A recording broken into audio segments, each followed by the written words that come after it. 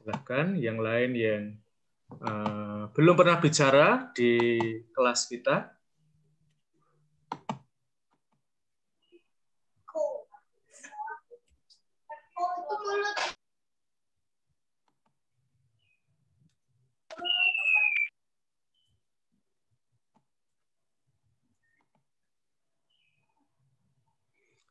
Oke, rekan-rekan, mari kita mulai kuliah kita. Minggu yang lalu kita bicara tema yang baru, yaitu kebenaran. Dan tema yang akan kita bicarakan pada pagi hari ini tidak jauh dari kebenaran. Biasanya kebaikan, lalu kebenaran dan keadilan itu dibicarakan satu dengan yang lain. Dan mereka yang menyuarakan kebaikan seringkali juga adalah mereka yang menyuarakan kebenaran dan yang menyuarakan keadilan. Dan saya minggu yang lalu meminta kalian untuk mulai melihat bahwa mereka yang menyuarakan baik kebenaran, juga kebaikan dan keadilan, ini barangkali dalam banyak pembicaraan ya, itu masih berasal dari generasi tertentu dan belum menyertakan kalian ya, generasi zilenial. Kalian yang sekarang ini berusia ya maksimal 25 tahun ya. Dan mungkin kita bisa perpanjang sedikit agar jumlah mereka yang ada dalam kelompok ini lebih besar ya. Maka saya memberikan rentang usia yang lebih panjang sampai kurang lebih 5-10 tahun setelah itu ya. Jadi mereka yang berusia kira-kira sampai 35 tahun ya, dan tidak di atas itu. Karena kita ingin mencari apakah di antara orang-orang muda itu ada pribadi-pribadi, kelompok yang menyuarakan kebaikan, kebenaran, dan keadilan. Ya.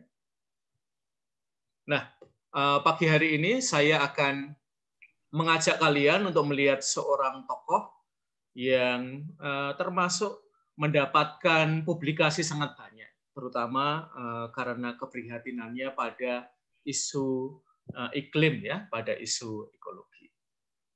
Maka saya ingin mengajak ngobrol ya. Paulina Mayang Pinasti, silahkan dinyalakan kameranya. Sudah, Romo. Oke, oh ya. Ya, oke. Paulina, kamu pernah mendengar nama Greta Thunberg?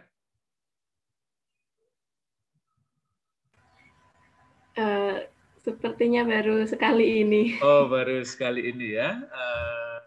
Dia orang Swedia, seorang muda, ya, dan dia mulai melakukan demonstrasi ketika dia masih remaja, ya. Nah, kalau Mayang ya, mungkin agak kurang kenal dengan Greta Thunberg. Kamu kenal nggak sih orang-orang muda yang menurut kamu ya, mereka punya suara yang lantang, baik berbuat kebaikan, lalu menyuarakan kebenaran atau bicara tentang isu keadilan. Kamu ada gambaran nggak orang muda dan dalam kemudaan mereka sudah mulai omong ya isu-isu yang lebih sosial ya, tidak hanya tentang diri mereka, tentang penampilan fisiknya, tapi mereka punya perhatian pada sesuatu yang ada di sekitar mereka yang menggelisahkan mereka. Mayang punya nama enggak yang muncul dalam benak kamu? Punya, Romo. Oke, siapa? Ini Manik Marga Mahendra. Manik Marga Mahendra itu siapa ya? Pak, saya malah belum tahu ya. Itu loh, Romo, ketua BEM-nya UI yang dulu rame dipanggil di ILC gitu-gitu sama Fatur yang anak UGM itu loh, Romo. Oh, itu ya. Mengapa kamu senang banget dengan dia? Karena ini ya, kayak kagum gitu loh, Romo. Maksudnya kalau misalnya dilihat pada saat itu kan kayak usianya nggak jauh beda dari kita gitu loh. Terus sedangkan dia udah berani tampil di publik dan menyuarakan tentang apa yang menurut dia itu kurang benar atau mungkin menurut dia melenceng gitu, dan apa ya, berani gitu loh menyuarakan apa pendapat dia, apa aspirasi dia gitu. Ya, jadi menjadi apalagi presiden ya, presiden BEM, apa ya, ada tanggung jawab yang besar ya untuk menyuarakan isu-isu terutama pada level kebangsaan ya. Apalagi ini levelnya BEM UI ya, atau kalau di kota kita ya BEM UGM ya.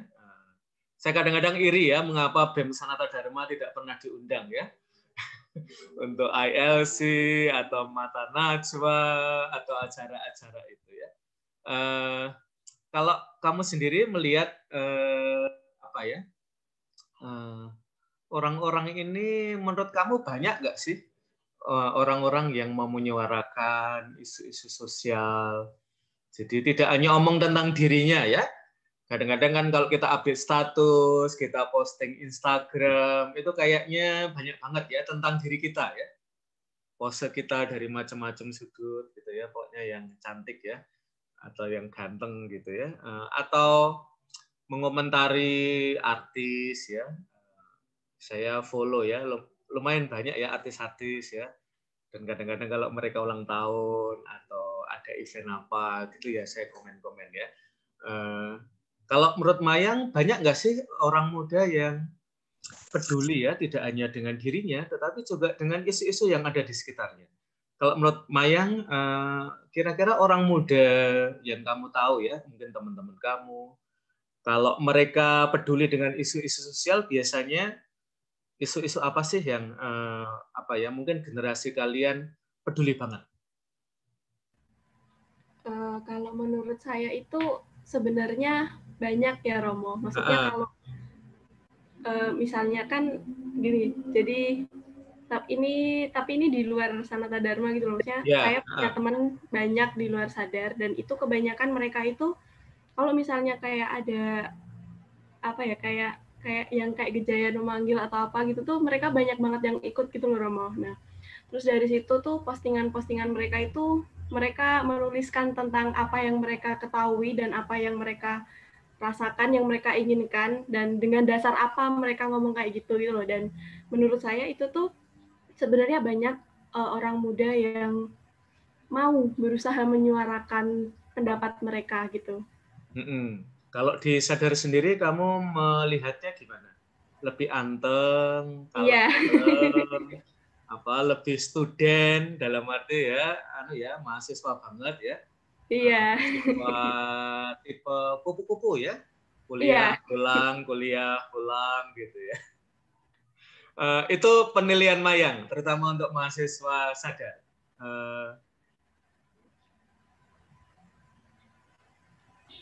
Seperti itu, Mayang? Iya, Romo. Oke, sekarang Mayang kamu boleh nunjuk satu temanmu yang ingin kamu ajak melanjutkan diskusi kita.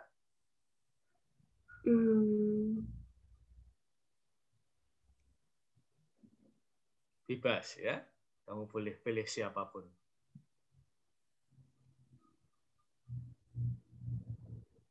Angelika Prasanti. Oke, Angelika Prasanti, silahkan kameranya dinyalakan. Ya. Iya, Romo. Oke, ya. Kamu tahu nggak Angelika tentang Greta Thunberg yang wajahnya nongol sebagai cover girl ya di majalah Teen Vogue, lalu Vogue, dan bahkan ini ya, nanti kalau kamu lihat Person of the Year ya dari Time, lalu di Rolling Stone. Kamu tahu nggak Angelika tentang sosok ini? Nggak tahu Romo, cuman tadi malam melihat apa presentasinya yang Romo bagikan. Oke, kalau misalnya kamu belum tahu Greta Thunberg ya, ada nggak sih orang-orang yang mungkin di Indonesia atau di luar ya, yang menurut kamu ini orang-orang muda dan punya perhatian besar pada isu-isu sosial. Ya, isu sosial itu macam-macam ya, bisa isu ketidakadilan sosial, bisa mungkin isu hoax, ya, bisa juga isu apa? Mungkin mereka berbuat kebaikan tertentu yang publik mulai mengenal mereka ya, dan kemudian mungkin nama mereka lebih dikenal daripada yang lain. Kalau Angelica Prasanti tahu nggak mungkin satu atau dua dari mereka ya, selain tentu nama-nama artis ya dan bintang film ya. Iya, kalau tadi malam saya sempat searching kan, Romo. Itu sebenarnya tadi yang udah disebutin Mayang sih, saya dapat Fatur ya. Oh, Fatur iya. Ya. Apa yang membuat Angelica senang ya atau kagum dengan Fatur?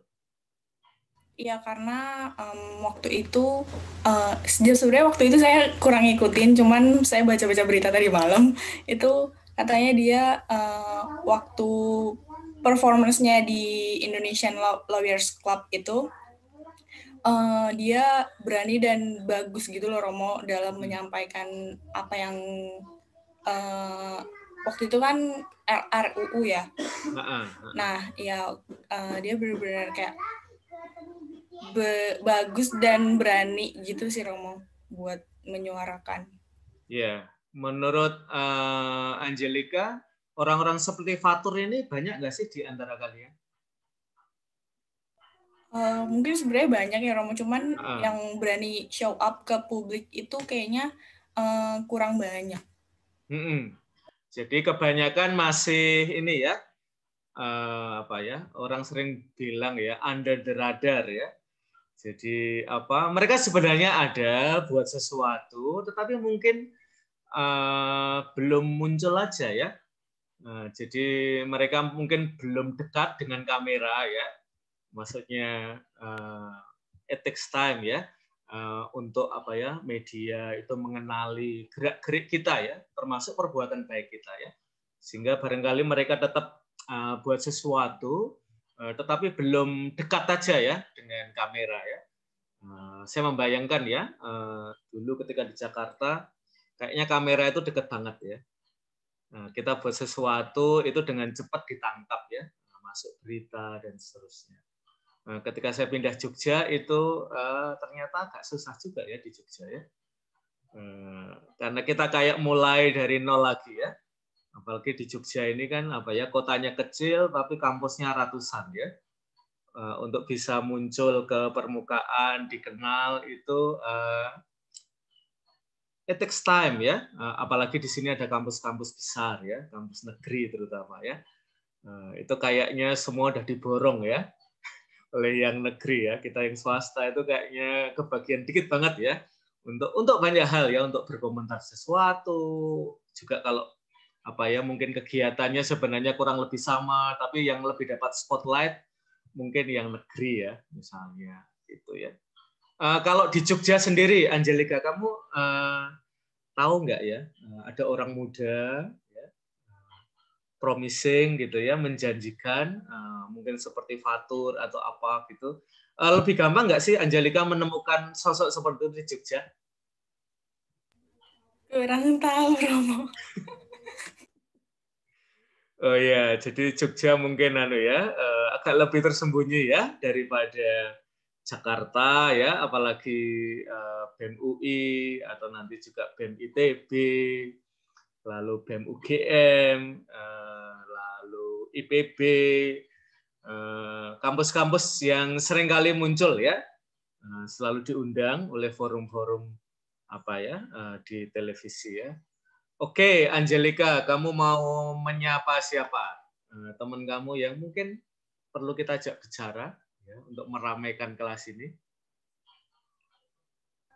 Bernadetta, Romo. Oke, Bernadetta. Silakan, Bernadetta. Pagi, Romo. Oke, ya.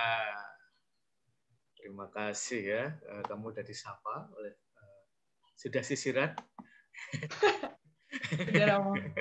Oke, Bernadetta, tadi beberapa teman kamu, 2 teman awal kamu ya, mereka bilang belum terlalu kenal dengan sosok yang ada di layar ini. Kalau Bernadetta, tahu enggak Greta Thunberg? Enggak tahu, Romo. Oh, enggak tahu. Oke, ya udah nanti kita coba cari tahu ya. Kalau Bernadetta sendiri, kamu tahu nggak bahwa di sekitar kamu ya ada orang-orang muda yang peduli terhadap isu-isu sosial. Nah, kalau kamu mau menyebut 1 atau 2 nama mereka, menurut kamu sosok mana sih yang menurut kamu istimewa sebagai orang muda? Mungkin nggak jauh-jauh amat usianya dengan kamu. Dan mereka ini kayaknya ini ya, kalau di YouTube itu kan suka ada istilah ya, zaman saya usia gini ya, saya belum ngapa-ngapain dan orang yang saya lihat ini sudah ngapa-ngapain gitu ya. Itu kan seringkali kita lakukan ya. Nah, Bernadetta, kalau kamu boleh menyebut 1 atau 2 sosok yang menurut kamu, saya pengen banget sih jadi orang muda kayak gini. Nah, ada nama yang terbersit di kepala nggak, Bernadetta? Bayu Septian, Romo. Bayu Septian, siapa dia? Ya, ketua BEM-nya UNY yang diundang ke Mata Najwa. Oke. Apa yang istimewa dari Bayu Septian? Ya, ini juga kampus negeri, ya. Bayu Septian tuh berani speak up tentang keresahan mahasiswa-mahasiswa di Indonesia, khususnya kayak di Jogja gitu, kayak sebenarnya mahasiswa itu demo itu untuk menegakkan kebenaran, bukan cuma sekedar yang ikut-ikut aja. Terus Bayu Septian juga membela mahasiswa yang sempat menjadi istilahnya tersangka pembakaran halte yang ada di Jakarta itu, mau kan waktu yang demo itu kan ada pembakaran halte. Nah itu terus pemerintah dan warga sekitar tuh kayak beranggapan bahwa ini pasti mahasiswa yang membakar. Ternyata ada oknum lain yang malah membakar itu. Jadi bukan mahasiswanya. Jadi Bayu Septian berusaha untuk speak up ke pemerintah bahwa mahasiswa tuh bisa demo juga dengan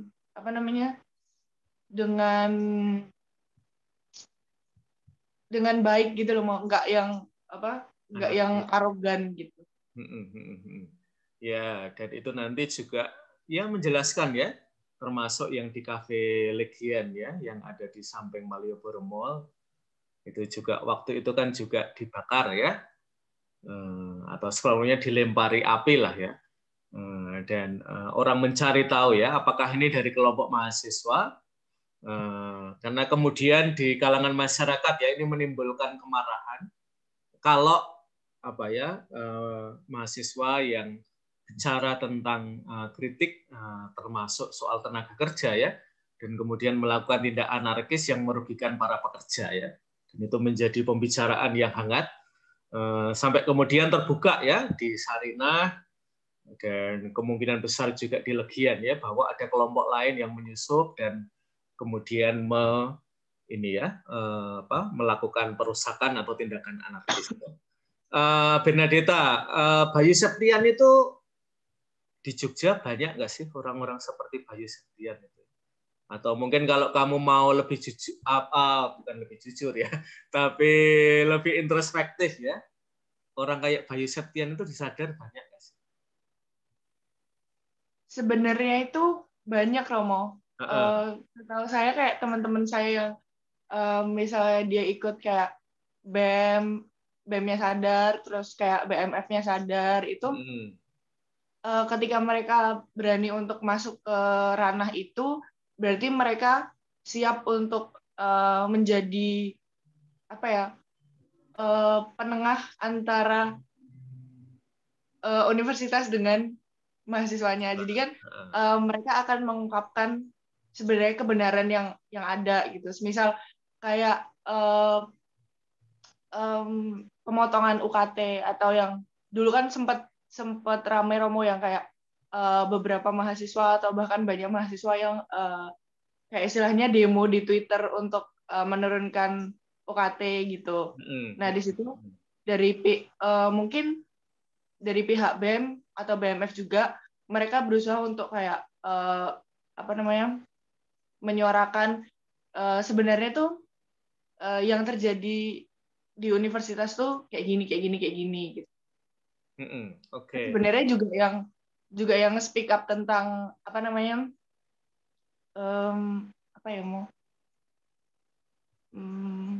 kan mahasiswa sadar juga ada yang ikut demo, tapi kayak nggak ke publish gitu mungkin itu juga beberapa orang dari sadar yang mengungkapkan kebenaran dari sisinya mereka.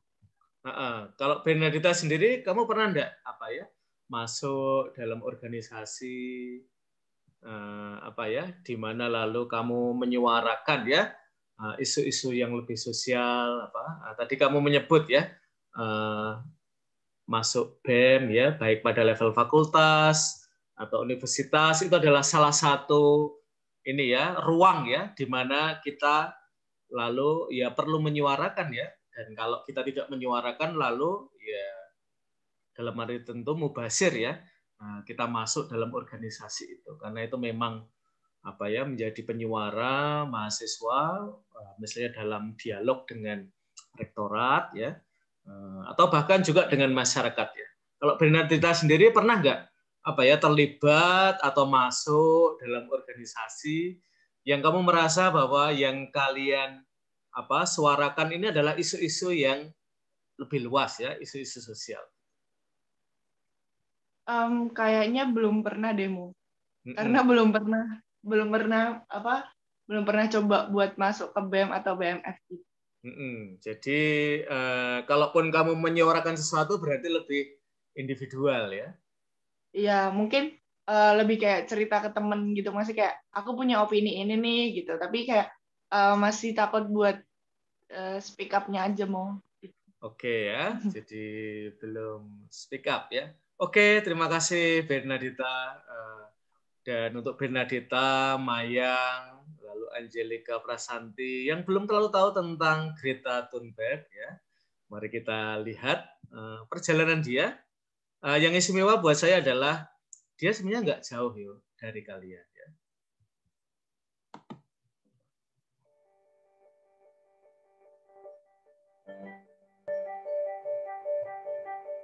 I just want to make a statement, and if they drag me away, then they'll drag me away.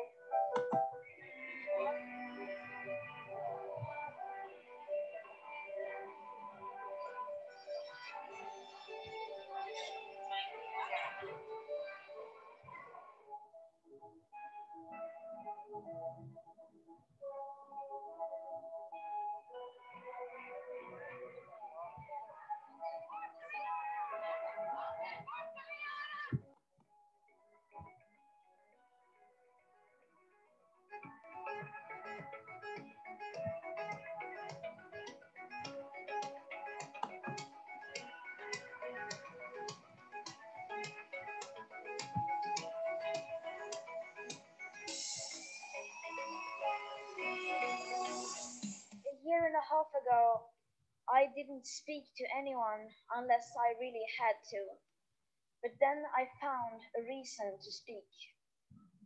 Since then, I've given many speeches and learned that when you talk in public, you should start with something personal or emotional to get everyone's attention. Say things like, "Our house is on fire, I want you to panic," or "How dare you?"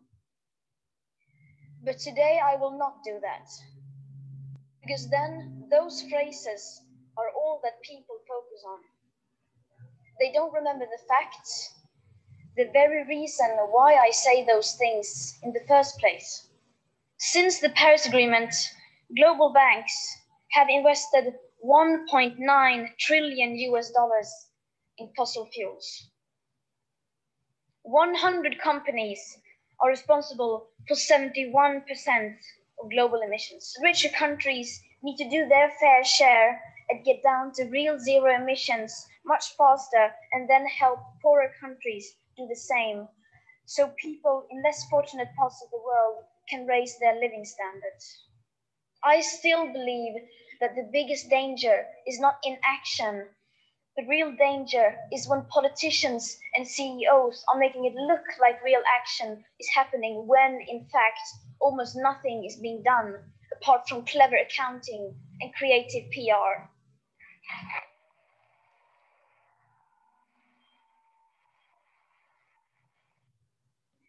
Oke, rekan-rekan, kita sudah mendengar sedikit tentang Greta Thunberg, ya. Sekarang saya ingin ngajak bicara dengan beberapa dari kalian. Krisaga Jalu, silahkan dinyalakan. Krisaga Jalu, kameranya.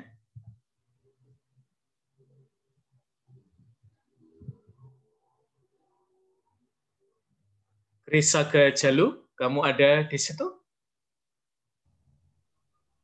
Dan sambil nunggu Krisaga Jalu, Jala Paksi. Ya, Romo. Oke, silahkan kameranya dinyalakan, Jala Paksi. Ya. Oke ya, oke. Sebentar ya.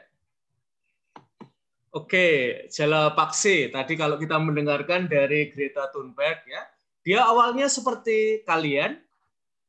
Dari 3 teman awal kalian yang berbicara adalah saya belum menjadi pribadi yang speak up, ya, yang mengutarakan yang menjadi isi hati saya. Tetapi 3 teman kamu tadi bicara, saya juga concern loh dengan hal-hal yang sosial. Hanya saya barangkali belum bergabung dengan organisasi, saya belum join demo, tetapi saya juga punya sesuatu yang menggelisahkan saya sebagai orang muda. Oke, kalau Jala Paksi, kamu punya nggak sesuatu yang menggelisahkan kamu, ya, selain tentang diri kamu, selain tentang mungkin orang tua kamu, tetapi sesuatu yang ada di lebih luas, ya, dunianya dari dunia kamu, ya. Sesuatu yang mulai menggelisahkan saya, kok di masyarakat saya ada gini, ya, kok apa ya, kok sekarang ini situasinya seperti ini. Jala Paksi sendiri, kalau boleh sharing, ya, kamu punya nggak sesuatu yang menggelisahkan tetapi tidak tentang dirimu lagi, ya, tetapi tentang manusia-manusia yang ada di sekitar kamu, ya, mungkin publik yang lebih luas. Silahkan, Jala Paksi. Siap, Romo. Mungkin seperti pemanasan global seperti itu. Ya, seperti pemanasan global seperti itu, Romo. Oke, mengapa menurut Paksi apa ya? Kamu apa ya perlu peduli dengan isu pemanasan global? Karena tadi kan Greta Thunberg mengatakan, ya, bahwa banyak hal yang kita sampaikan, ya, itu berangkat dari sesuatu yang lebih personal, ya. Jadi mulai dari pengalaman bahwa misalnya, ya, pemanasan global itu kena, ya, tidak ada pada masyarakat luas tapi pada saya. Saya merasakan sendiri, ya, pemanasan global itu. Atau sesuatu yang lebih apa ya? Tadi Greta menyebutnya sebagai emosional, ya. Jadi sesuatu yang membuat mungkin saya marah, membuat saya apa ya? Protes kok sesuatu seperti ini. Kalau pemanasan global sebagaimana Jala Paksi alami atau kamu concern terkait dengan apa? Kalau pengalaman saya, ya, tentang pemanasan global, sebelah rumah saya kan ada tanah yang sudah dijual. Sekarang dibikin bangunan seperti hotel lah, seperti villa. Yang dulunya kamu tinggal di mana, Jala Paksi? Di Sedayu. Di? Sedayu. Oh, Sedayu. Oke, ya. Terus gimana pengalaman kamu sebagai warga yang dekat dengan apa ya tanah yang dulu itu seperti hutan lah, kayak isinya pohon semua, pohon rindang semua. Jadi tiba-tiba langsung dikepras semua, diganti beton. Ya, jadi gimana ya? ada ya rasa berbeda gitu loh. Jadi lebih panas toh, soalnya pohon sebagai istilahnya penyejuk lah, memproduksi oksigen seperti itu. Oke, nah, ya, diganti jadi dengan beton dan kaca seperti itu. Ya, jadi lingkungan sekitar rumah saya yang semula adalah hutan ya, kawasan, kita sebut aja kawasan ekologi ya, di mana masih banyak tumbuhan dan biasanya juga biodiversity ya, jadi keragaman, kita bisa melihat macam-macam burung ya yang tinggal di situ, berkicau di situ, dan tiba-tiba ketika menjadi kawasan hotel atau perumahan atau kawasan hunian ya, lalu suasana itu hilang ya, Oke ya, dan Paksi concern ya dengan itu ya. Jadi pemanasan global itu bukan sesuatu yang jauh-jauh ya dari hidup kita, tetapi bisa jadi terjadi di dalam rumah kita atau di sekitar rumah kita ya. Oke, terima kasih Jala Paksi. Sekarang kamu boleh nyari teman kamu. Kira-kira siapa yang ingin agar dia melanjutkan obrolan kamu ya? Putra Medi, Romo. Putra Medi, silahkan Putra Medi ya. Silahkan kameranya dinyalakan. Izin off kamera Romo. Oke. Anunya agak susah ya sinyalnya ya. Iya Romo. Oke, Putra Medi, tadi Jala Paksi sudah mulai ya bahwa isu pemanasan global ya bukan hanya isu yang dibawa oleh Greta Thunberg, tapi juga dibawa oleh Jala Paksi ya. Nah, kalau kamu boleh sharing ya, apakah ada isu sosial yang menarik perhatian kamu ya? Mungkin kamu sekarang belum speak up, dalam arti mungkin demo atau menyurati gubernur atau bahkan presiden atau DPR MPR, tetapi kamu mulai gelisah bahwa ada isu tertentu kok kayaknya belum mendapatkan perhatian yang semestinya ya. Nah, menurut kamu isu apa yang dekat dengan kamu dan menarik perhatian kamu? Kalau saya sih sama kayak Jala Paksi Romo, pemanasan global. Ya, semakin kesini sih karena adanya pemanasan global, kutub-kutub kan mencair ya Romo. Oke, ya.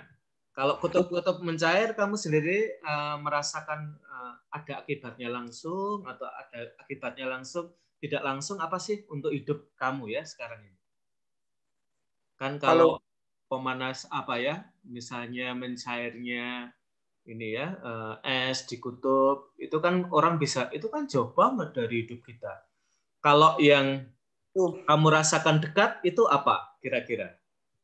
Kan saya pernah baca berita gitu Romo, karena adanya pemanasan global, jadi kutub-kutub itu pada mencair. Nah, virus-virus yang lama itu pada hidup kembali gitu Romo. Zaman sekarang itu banyak virus ya, semakin banyak penyakit gitulah Romo, penyakit zaman dahulu gitu pada bermunculan. Oke, jadi makin meningkat ya, buat bisa yang daratan bisa tenggelam gitu Romo. Oke ya, jadi ada pulau-pulau yang hilang ya, ada kawasan-kawasan yang hilang, juga hidup kita ternyata menjadi lebih rentan ya terhadap penyakit. Ada penyakit-penyakit yang dulu ya kita anggap sudah selesai, maksudnya kita sudah melampaui era itu ya, dan kemudian muncul lagi ya. Ada penyakit-penyakit terkait dengan kesehatan ya, yang kelihatannya pokoknya negara kita sudah melalui lah ya era itu, tetapi kemudian ternyata itu kembali lagi, dan itu berarti bahwa level kesehatan kita menurun ya, baik secara lingkungan misalnya, kalau di rumah saya ya, kalau mulai ada tikus itu berarti lingkungan rumah kita atau sekitar kita ya, dalam hari ini kampus, berarti lebih kotor daripada sebelumnya. Itu simple ya, untuk mengenali bahwa ada sesuatu yang berubah dan berubahnya lebih buruk. Oke, terima kasih. Sekarang kamu boleh nunjuk temanmu lagi satu. Iya Romo. Siapa ya? Oh, ya, silahkan Putra ya, pilih. Mas Isidorus Romo. Isidorus, ya, silahkan Isidorus. Ya Romo. Oke, ya, wah, kamu disebut. Ada sesuatu nggak sih yang menurut kamu apa ya menimbulkan kegelisahan ya terkait dengan isu sosial, Isidorus? Apa ya Romo? Jadi apa ya, orang muda kan seringkali dibilang ya bahwa perhatian kalian itu masih ada di sekitar diri kalian ya, fisik ya pasti, dan kemudian hal-hal yang terkait dengan diri kita ya, mungkin kepentingan kita, karir kita ya, mungkin jodoh ya, mungkin belum sampai sejauh itu jodoh, tapi sekurang-kurangnya mungkin perhatian kita pada orang yang paling dekat lah ya dari diri kita ya. Jadi nggak jauh-jauh dari diri kita. Nah, hari ini kita diundang untuk melihat sesuatu yang lebih luas daripada diri kita ya, yaitu apa ya, orang-orang yang ada di sekitar kita, di lingkungan kita. Mungkin kalau nanti levelnya sudah nasional ya, kita lalu apa ya, dengan isu-isu pada level yang nasional, mungkin perburuhan atau isu ekologi atau isu ketidakadilan sosial dan seterusnya. Kalau Isidorus sendiri, kamu merasa kamu punya passion ya, punya minat sosial di bagian apa sih, Isidorus? Gimana Romo? Jadi isu sosial apa yang menurut kamu kayaknya kamu punya perhatian besar ya? Mungkin kayak tentang ini ya Romo, apa? Yang soal vaksinasi. Oke, soal vaksinasi ya, ini sangat dekat ya. Apa isu kamu Isidorus dengan vaksinasi?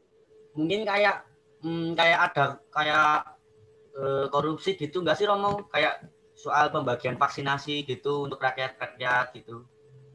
Oke, jadi apakah mungkin ada korupsi ya?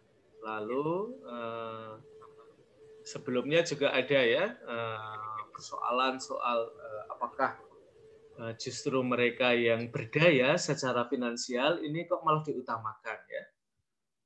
Ada beberapa postingan soal crazy rich dari daerah mana ya? Dia sebenarnya belum dapat apa ya giliran untuk mendapatkan vaksinasi, tapi kemudian dia sudah ya. Dan kemudian ketika semacam diinvestigasi, ternyata dia menggunakan identitas yang memang memungkinkan dia untuk dapat ya. Misalnya pekerjaan terkait dengan kesehatan ya, yang mungkin identitas itu sebelumnya tidak terlalu menjadi sesuatu yang dia tonjolkan, tetapi karena itu memungkinkan dia untuk mendapatkan vaksinasi lebih dahulu daripada yang lain, lalu orang itu lalu mempergunakan identitas itu. Kalau kamu sendiri mengikuti nggak soal ini ya, bahwa ada beberapa kelompok masyarakat yang memandang bahwa coronavirus ini konspirasi aja ya. Ini yang kemudian kita semua di dunia harus ikut divaksin ya. Maka ada sebagian gerakan yang menolak untuk mendapatkan vaksinasi. Kalau Isidorus sendiri menanggapi isu itu gimana? Sebenarnya kalau saya ini ya nggak menolak ya orang namanya divaksin, tapi mungkin ada sebagian yang kayak masih tidak percaya akan virus corona mungkin. Kamu sendiri percaya ya? Karena gimana ya, Romo? Karena ada korbannya juga kan Romo. Oke ya. Jadi karena kemendesakan untuk menyediakan vaksin itu, mungkin saya kira dunia kedokteran tidak ceroboh ya. Tetapi mungkin belum semua hal itu bisa diverifikasi ya, sehingga apakah ini menurunkan virus corona pada level untuk semua orang. Nah ini saya kira masih menjadi riset ya terus menerus. Nanti kita bisa tanya ya teman-teman kedokteran, teman-teman farmasi. Tetapi secara umum ya bahwa vaksin ini memberikan kekebalan ya pada saya kira masyarakat umum ya, mungkin tidak semua. Jadi mungkin masyarakat dengan keunikan sejarah medis tertentu barangkali kurang mendapatkan manfaat ya, dan bahkan mungkin mendapatkan risiko dengan menerima vaksin itu ya. Oke, terima kasih Isidorus. Kamu mau ngajak ngobrol teman kamu yang lain yang mana? Kamu boleh pilih ya. Siapa ya Romo? Mungkin Laurencius Ferdiki Romo. Oke, kamu sebut lagi namanya. Laurencius Ferdiki Romo. Oke, ya, kamu sudah disebut oleh Isidorus. Apakah kamu ada di situ? Valencius. Suara kamu agak pecah ya? Ya, Romo. Oke, Ferdiki Angelio ya. Wah, ini namanya ada malaikat-malaikatnya ya, ada Angelio ya. Oke, sebentar ya. Oke, terima kasih Ferdiki. Teman-teman kamu tadi sudah banyak ngomong ya, isu-isu tertentu itu menarik perhatian mereka. Kalau kamu ada nggak sih isu yang menarik perhatian kamu? Tadi ada isu apa ya? Oh ternyata tanah di sekitar rumah saya sekarang jadi hotel, dan itu membuat apa ya? Suasana berbeda. Lalu ada isu apa? Apakah vaksin virus corona ini telah dibagikan dengan seadil-adilnya, ataukah ada ketidakadilan di situ? Kalau Ferdiki, kamu punya isu sosial tertentu yang kamu kalau kata ini muncul kamu tuh langsung bersemangat ya untuk omong gitu ya. Kalau Ferdiki apa? Yang sesuatu yang mungkin menarik perhatian kamu, yang terjadi di wilayah kamu, yang saya tuh punya concern besar banget ya. Boleh tanya orang tua ya kalau kamu belum tahu jawabannya ya. Silakan Ferdiki.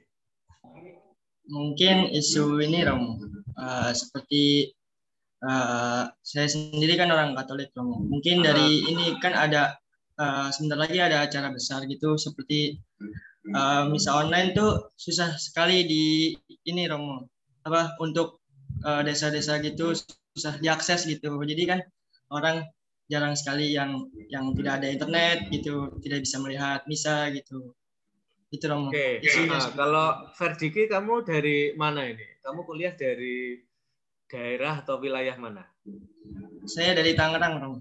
Oke, dari Tangerang. Kalau kamu melihat situasi Tangerang ya, saya kira ini nanti tidak hanya terkait dengan ibadat online, tetapi juga dengan kuliah online dan seterusnya ya. Ya, juga kegiatan-kegiatan yang sekarang ini bergantung pada akses internet ya, atau sinyal ya. Mungkin kalau kuotanya ada, kadang-kadang sinyalnya nggak ada juga sama aja ya, kurang lebih. Lalu kita menjadi, kalau kamu sendiri melihat teman-teman kamu sebaya ya mungkin juga kuliah juga ya, dengan situasi Tangerang kayak gitu, apakah kan kita seringkali bilang ya Jabodetabek ya, Tangerang termasuk terakhir ya, kan dianggap kota gitu ya, apakah seindah itu realitanya atau gimana Ferdiki? Ya sebatas itu aja sih Romo, kayak nggak ada juga yang diistimewakan sih.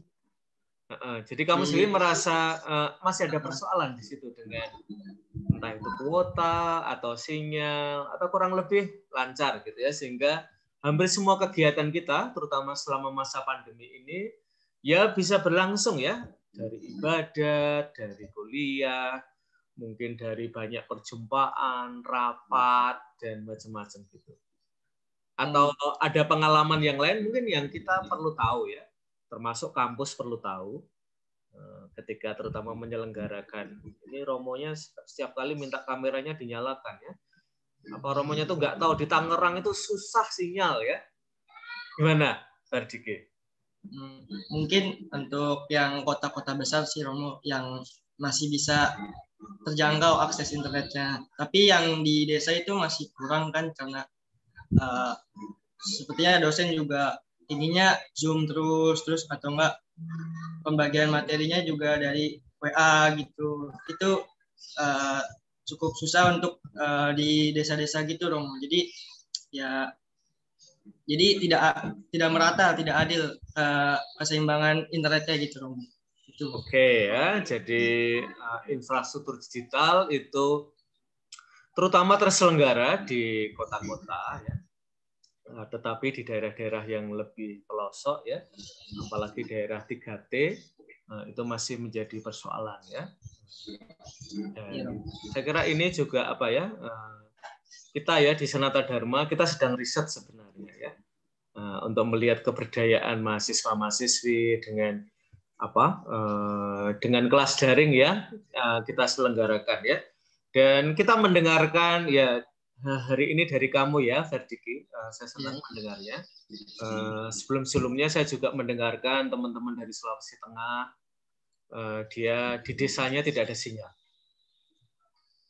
dan dia kuliah dari rumah ya, sehingga setiap kali ada jam kuliah dia harus ke kota. Ya, kira-kira dia bilang sih dekat ya, 7 kilo katanya ya, untuk dapat sinyal ya. Lalu ada beberapa mahasiswa saya, kelihatannya di kelas agama ya, dia perlu waktu ya di Kalimantan, dia perlu waktu 30 menit ya naik sepeda motor setiap kali kuliah ya, karena tidak mungkin kalau dia akses kuliah dari tempat desa dia tidak ada ya, sinyalnya nggak ada juga. Terutama ya sinyalnya nggak ada, sehingga dia harus naik sepeda motor. Dan dia bilang, jauh atau dekat? 30 menit. Dekat, Romo. Ya. Wah, 30 menit itu sudah sampai mana ya? Saya sudah sampai Klaten ya, dari Jogja. Ya. Itu ya. Lalu ya kita mencoba mencari tahu, terutama ya agar pembelajaran daring ini tetap ramah untuk kalian. Pada saat yang bersamaan, saya kira tantangannya ya, Ferdiki, kadang-kadang di antara teman-teman, kalau kita agak jarang menyelenggarakan kelas sinkronus ya, kelas tatap muka, beberapa teman itu protes ya, saya bayar tapi nggak pernah dapat kuliah ya. Nah ini juga tantangan ya, mencoba mencari titik temu di situ. Tapi saya senang ya dengan poin kamu bahwa sebagian pembelajar ya, baik level sekolah dasar, menengah, dan atas, bahkan tinggi ya, keberdayaannya itu tidak merata. Dan sekarang ini selama pembelajaran daring ya, itu kesenjangan itu bisa menjadi lebih lebar. Belum lagi nanti kalau misalnya ada beberapa mahasiswa saya itu tidak punya laptop ya. Sehingga pembelajaran daring itu ya tidak sesimpel yang kita bayangkan di kampus. Karena dia harus share dengan temannya ya. Bahkan kadang-kadang dia kalau ada kuliah dia harus bertetangga ya. Jadi bertamu ke rumah temannya untuk pinjam laptop ya dan kuliah di situ ya. Nah, ini kan sisi-sisi yang kadang-kadang kita mengandekan ya. Udah kuliah pasti punya laptop. Sudah kuliah pasti punya HP sendiri, sudah kuliah pasti kuotanya selalu tersedia. Ya. Saya punya mata kuliah lain, pagi-pagi ya, mulai jam 7, itu beberapa mahasiswa kalau pagi ke warung dulu untuk beli kuota ya, karena keterbatasan. Terima kasih Ferdiki ya. Nanti kamu pilih salah satu teman kamu Ferdiki untuk melanjutkan. Oke. Ferdiki, kamu tunjuk teman kamu. Tadi sudah, Romo. Oke, silakan yang sudah ditunjuk oleh Ferdiki ya, menunjukkan diri. Silakan kameranya dinyalakan. Pagi, Romo. Oke, pagi. Kamu ada di mana ya? Saya sedang mencari kamu. Sebentar. Oh ya, Advent ya, oke. Terima kasih Advent. Kamu sendiri setelah mendengar ya cerita teman-teman kamu, juga mendengarkan sharing dari Greta Thunberg, kamu punya tokoh nggak sih yang kamu kagumi ya, karena dia semacam menjadi seseorang yang sekarang ini disebut sebagai influencer ya. orang yang punya pengaruh tidak hanya pada orang-orang di dekat dia ya, tapi pengaruhnya itu besar ya. Yang omong tentang perkara-perkara sosial. Advent sendiri punya apa ya tokoh yang kamu kagumi sekali dan orang ini muda ya, tergolong muda. Kalau tokoh sendiri sih punya Simon, termasuk idola juga.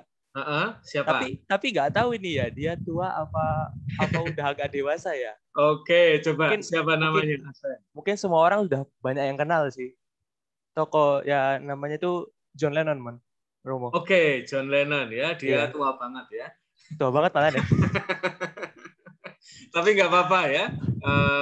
Untuk sementara ya, sebagai tokoh saya kira dia tetap saya kira tokoh-tokoh seperti itu istimewanya yang kita sebut sebagai legend lah ya, bahwa dia bisa lintas generasi.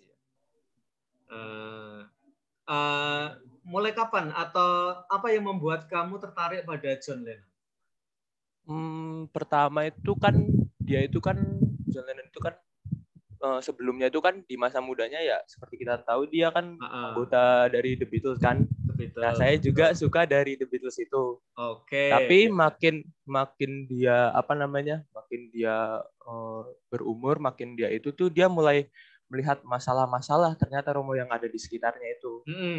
Dia juga pernah bercerita itu bahwa di eranya itu pada tahun 60-an itu kan era 60-an 70-an akhir lah.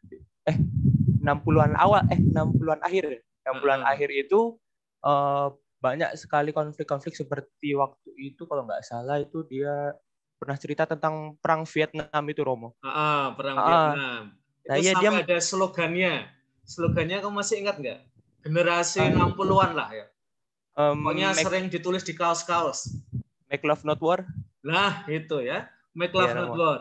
Itu Romo. apa? Artinya apa? Make Love Not War. Ya buatlah cinta bukan perang gitu.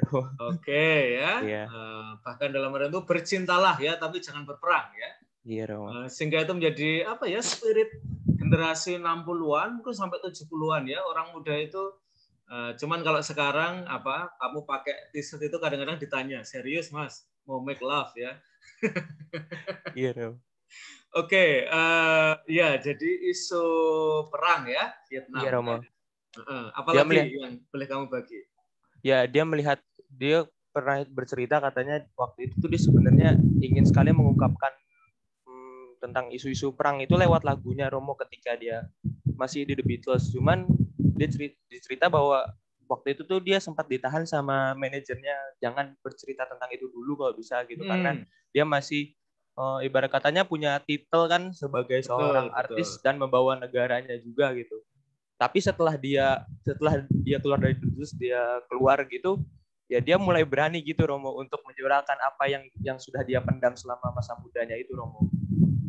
Oke ya, jadi apa? Barangkali ketika dia masih membawa nama besar bandnya ya, ada banyak restriction ya, nggak boleh ini, nggak boleh itu, apalagi ada label company-nya ya. Tapi kemudian dia apa ya, ketika dia bisa bahwa ini bukan mungkin yang paling penting ya dalam hidup dia lebih memenangkan ya apa passion dia ya, misalnya omong tentang misalnya lagu ini ya, Imagine itu ya, dia bahkan melihat ya, bahkan kadang-kadang mungkin kita nggak perlu agama ya kalau agama itu tidak mempromosikan perdamaian ya. Keras banget ya untuk agama ya, di mana agama itu mendapatkan tempat yang sentral ya. Oke, Advent dan teman-teman ya, terima kasih ya atas kontribusinya. Nah, kurang lebih teman-teman untuk tugas UTS kalian akan mengangkat satu sosok yang muda ya, tidak seusia John Lennon ya, John Lennon terlalu sepuh ya, tetapi pribadi-pribadi yang masih muda dan mereka telah berhasil ya untuk tidak hanya memberikan perhatian pada diri mereka sendiri, tetapi pada isu-isu sosial ya, isu-isu yang ada di sekitar mereka. Dan tadi Greta udah cerita ya, bagaimana sebagai anak berusia 11 tahun, ketika dia mulai peduli terhadap isu iklim, dia kemudian mengubah cara hidup dia. Dan nanti dalam paper kita berharap ya kalian tidak hanya menampilkan tokoh itu, melainkan tokoh itu mengapa menarik untuk kalian. Dan seberapa tokoh itu mentransformasikan hidup kalian ya secara pribadi. Dan Greta Thunberg mengatakan kepada kita, ini adalah krisis kemanusiaan yang kita hadapi ya, krisis terbesar. Dan kita jangan nge-like dong, seolah-olah tidak ada sesuatu yang besar yang sedang kita hadapi ya.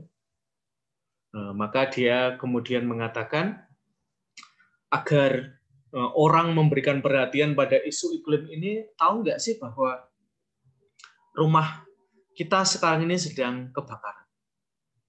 Dan itu berarti tidak hanya rumah saya, tidak hanya rumah kamu, tetapi rumah kita bersama, ya, yaitu bumi kita sedang mengalami kebakaran. Dan yang terakhir, dan saya kira ini penting, mengapa kita perlu ya teman-teman untuk mengangkat orang-orang muda yang berbicara tentang isu-isu sosial, bahwa kita tidak pernah terlalu kecil untuk membuat perbedaan. Kita tidak pernah terlalu muda untuk membuat perbedaan. Karena kalau kita selalu berkata nanti, besok, lusa, dunia kita barangkali jauh lebih rusak ketika nanti, besok, lusa, masa depan itu tiba. Oke, itu yang ingin saya sampaikan pada mata kuliah ini. Nah, rencana kita selama 2 minggu ke depan seperti apa, teman-teman? Minggu depan, saya harapkan kalian sudah mulai dengan tokoh yang kalian pilih, orang muda. Tadi beberapa teman kamu pada awal menyebut beberapa presiden BEM ya, dari kampus-kampus besar ya. Tidak harus presiden BEM, tentu orang-orang yang posisinya tidak harus dalam posisi memimpin ya, tetapi mereka buat sesuatu mungkin belum besar, tetapi sesuatu yang kamu tahu ya, kamu yakini bahwa ini akan membuat perbedaan untuk dunia kita kalau karya ini berlangsung terus ya. Itu yang akan kalian lakukan pada minggu depan, dan kalian sudah bisa mulai ya menulis sedikit-sedikit tentang tokoh itu. Minggu depan kita akan sharing siapa saja tokoh yang kalian angkat. Dia bisa musisi, dia bisa pemain drama, dia bisa presiden BEM seperti teman kamu tadi, dia bisa jadi pemerhati lingkungan, mungkin petani organik, dan macam-macam ya teman-teman ya. Saya pengen kalian mengejutkan saya ya dengan temuan orang-orang yang saya belum tahu, seperti tadi ya, beberapa saya ternyata belum tahu, meskipun mungkin sudah pernah lihat di Indonesian Lawyers Club atau Mata Najwa ya, tapi nggak hafal namanya. Silahkan ya kalian menggali tokoh-tokoh itu, dan minggu depan kita akan sharingkan dengan kurang lebih kalian sudah mulai menulis, dan minggu depannya lagi dikumpulkan ya. Jadi dalam 2 minggu ini silahkan kalian menuliskan tentang sosok-sosok ini, panjangnya 500 kata.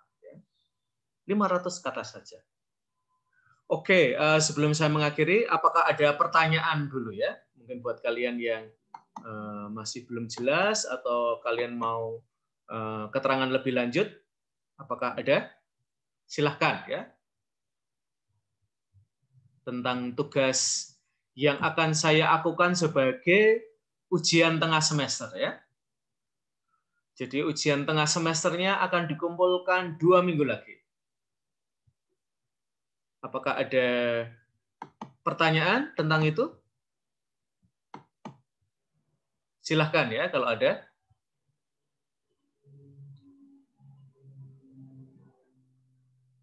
Oke, kelihatannya tidak ada, dan saya berharap bahwa kalian tidak salah konsep ya. Jadi salah konsep itu misalnya tokoh yang kalian pilih tokoh tua yang sudah meninggal, itu salah konsep ya. Jadi akan saya kembalikan ya, tidak akan saya beri nilai ya, sampai kalian membetulkan tugas kalian. Lalu kalau kurang dari 500 kata atau lebih dari 500 kata juga akan saya kembalikan. Saya ingin 500 kata, pas ya. Jadi silahkan belajar untuk menulis secara efisien ya. Oke, Natalia, ada pertanyaan? Iya, Romo, saya ingin bertanya untuk kan nanti itu kita membuat dalam bentuk 500 kata. Untuk tokohnya itu yang kita cari itu boleh di Indonesia aja atau boleh di luar nasional gitu. Oke, seluruh dunia boleh ya. Yang penting Natalia dapat akses tentang tokoh itu. Ada banyak tokoh inspiratif ya, mungkin cari di YouTube ya, karena di YouTube semuanya ada ya. Boleh ya nanti mungkin sebagian juga ini ya Natalia, mereka sosok-sosok yang masih belum sangat dikenal ya, tetapi mungkin mereka pernah diwawancarai. Nah misalnya di Kick Andy itu kan banyak juga ya orang-orang muda. Itu nanti Natalia boleh ya nyari ya, cari search ada ya youth atau orang muda, lalu perubahan atau isu apapun yang kamu kayaknya tertarik ya. Kalau Natalia sendiri tertarik isu apa kira-kira? Saya lebih suka isu tentang ini, Romo, tentang makanan vegetarian atau vegan gitu, dan zero waste. Oke ya, itu bisa juga ya. Jadi cara hidup sehat ya. Nanti mungkin bisa dikaitkan dengan betapa cara hidup kita sehari-hari itu sangat konsumtif ya. Dan itu bisa kita lihat terutama dalam konteks Indonesia. Sampah terbesar Indonesia itu sampah makanan. Ya, itu mengherankan ya. Kayaknya kita seringkali melakukan banyak kegiatan untuk memberi nasi bungkus dan seterusnya ya, tapi ternyata ada banyak sampah makanan ya. Nah, saya agak lupa ya namanya Natalia, tetapi waktu itu ada gerakan belum lama ya, dalam 1-2 tahun terakhir, yaitu gerakan orang muda yang mengumpulkan makanan-makanan ya dari restoran-restoran, resepsi-resepsi. Lalu mereka mereka masak ulang atau mereka susun lagi sehingga jadi enak, jadi indah sekali ya. Sehingga ketika dibagikan ke panti asuhan, ke orang-orang itu mereka sangat senang menerimanya.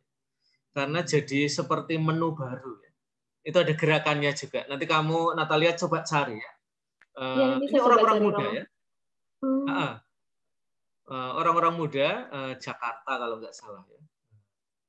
Nanti bisa dicari ya Natalia, tapi itu menurut saya gerakan yang menarik juga. Mungkin di Jogja belum terlalu kelihatan ya, tapi siapa tahu ya kita bisa buat sesuatu juga di kota ini. Jadi mereka simple ya, dari acara kawinan, lalu ulang tahun, itu kan pasti makanannya nggak habis. Lalu makanan itu disisihkan oleh yang punya event atau keluarga, lalu itu disumbangkan ya. Dan itu berguna banget ya. Nah, misalnya Natalia bisa mengangkat itu ya, nanti coba cari ya. Iya. Oke. Ya, sama-sama. Apakah masih ada yang mau tanya lagi?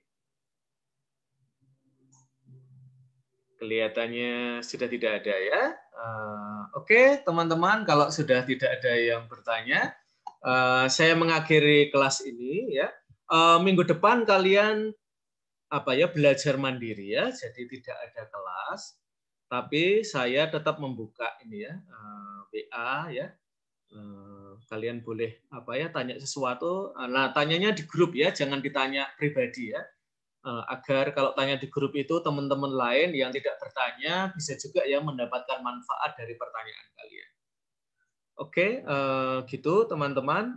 Lalu 2 minggu ke depan itu kalian kurang lebih sudah dapat papernya sudah selesai, lalu kita akan melakukan cek akhir ya saat kita ketemu di kelas. Lalu hari itu malamnya ya bisa dikumpulkan. Kira-kira itu agenda kita selamat bertekun, dan kalau ada sesuatu, terutama kalau ada masalah, silahkan kontak saya di grup ya, teman-teman. Terima kasih dan